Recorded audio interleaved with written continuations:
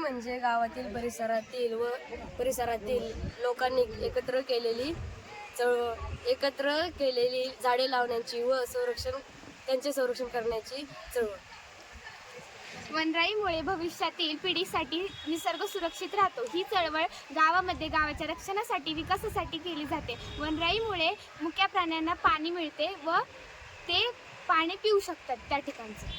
बंधारा बांधल्यामुळे जमिनीची धूप कमी होते, पाण्याची पातळी वाढते व पाणी स्वच्छ राहते. पाण्यात कचरा टाकू नये, हवा शुद्ध राहते.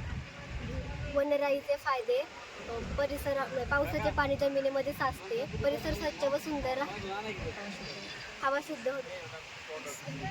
हा बंधारा तुम्ही आज बांधलाय, तुम्हाला कसं वाटतंय सर्वांना? खूप छान वाटते. आपल्याबरोबर फॉरेस्टचे पण काही अधिकारी आहेत, नसरापूर गावचे सरपंच आहेत. त्यांना आपण विचारू की अजून आपल्या भागामध्ये पाण्याची समस्या भेडसावते, तर त्यासाठी फॉरेस्टने व ग्रामपंचायत अजून काय उपक्रम करणार आहेत? आम्ही आता त्यामुळेच वनराई बंधारा बांधलेला आहे. जे पाऊस खूप प्रमाणात पडतो पण पाणी ते जिरवलं जात नाही किंवा ते अडवलं जात नाही. या माध्यमातून ते पाणी अडवलं जाते आणि जिरवलं पण जाते आणि ते जे पाणी वाहायला जाते ते सुद्धा मर्यादित लोकसहभागातून बंधारा अतिशय नदी ही पवित्र असते, पण लोकांना त्या पाण्याचं किंवा नदीचं अजिबात गांभीर्य नाही. कचरा टाकणे जबाबदार नागरिकाची भूमिका अजिबात बदलत नाहीत.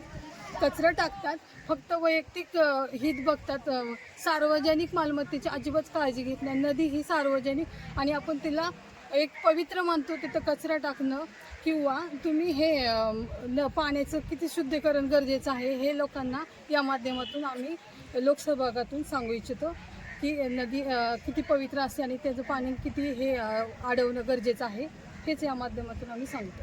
आपल्याबरोबर वन अधिकारी आहेत पवार मॅडम. आपण त्यांना विचारू की आपण पाहतोय की आता उन्हाळा आपल्याकडं वाढत चाललेला आहे, थंडी संपत चाललेली आहे लवकरच, आणि वन्यजीवांना पाण्यासाठी वन करावे लागतं, तर त्यासाठी वन विभाग काय करणार आहे यावेळेस?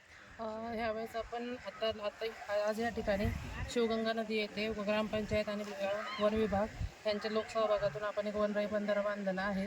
तसेच आपण वन विभागामार्फत छोटे छोटे वनतळी किंवा मग त्यानंतर छोटी छोटी वॉटरफॉल्स जे असतात, पशीतळी, असे आपण उपाययोजना वन्य प्राण्यांसाठी करणार आहोत. धन्यवाद आपण दिलेल्या माहितीबद्दल.